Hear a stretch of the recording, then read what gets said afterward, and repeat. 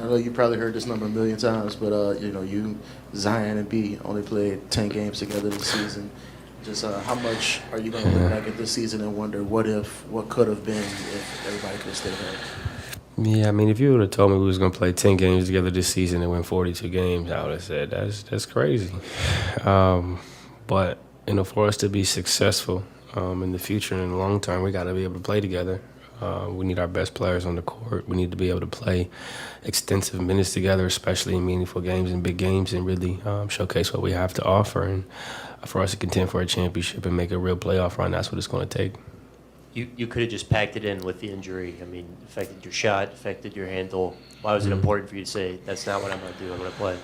Yeah, I think throughout my career, I've always been the type of player to do whatever it takes to help the team. I could have took the easy way out and got surgery and sat and watched, but I'm not that type of person, not that type of player. Even though it affected my performance, some nights I never made excuses. I just go compete and do the best that I can, and I always try to lead by example. Now I know what you guys are thinking. CJ McCollum shouldn't be talking because he played horrible against the Thunder. And while that is true, he played terrible, and he was one of the biggest reasons why they lost that game. That doesn't change some of the truth in what he's saying. And he's not the only one that feels that way. Take a look at what Brandon Ingram had to say here. I know it's fresh, and maybe you haven't had time to think about it, but do you have a particular thing you would say is the highlight for you this season? Highlight for me, I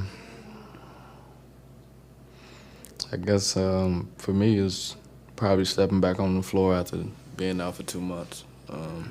Just having a chance to be with my teammates again, having that feeling of what it feels like to be on the floor and playing the game that I love. Of course, I didn't feel like I came back on the court 100%, but I was with my teammates, and that's my happy place. So I think that was the highlight of my season.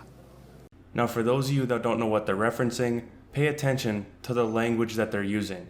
CJ McCollum said, I could have just sat and watched. I could have sat out and given up, but I wanted to give everything I had for my teammates.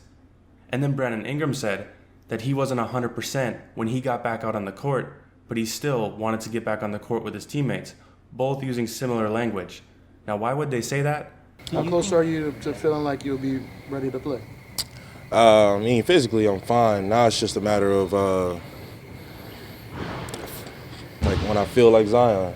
When Zion Williamson was asked how he was feeling, he said he was feeling great and that he was physically healthy, but he just didn't quite feel like Zion Williamson, meaning he might not be 100%, maybe mentally he's not all there, but he participated in warm-ups and threw down some dunks, but when it came to the game, Zion Williamson chose to sit out. In a win-or-go-home game, they needed to win to keep their season alive. Zion decided to not play in that game. I think his teammates are frustrated with him, and that's why they both made it a point to say that they're not 100% all the time, but they choose to play anyway. But that's all I have for this video. Let me know in the comments, are CJ and Brandon Ingram frustrated with Zion? And don't forget to leave a like if you enjoyed this video and subscribe for more NBA content just like this, and I will see you in the next upload.